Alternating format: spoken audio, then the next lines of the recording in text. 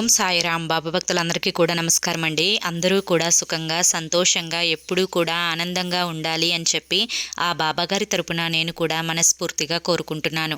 ఈరోజు బాబాగారు అందించే సందేశం ఏంటి అంటే కనుక, తల్లి నీకు ఒక రహస్యం చెప్పడానికి నీ ముందుకు వచ్చాను.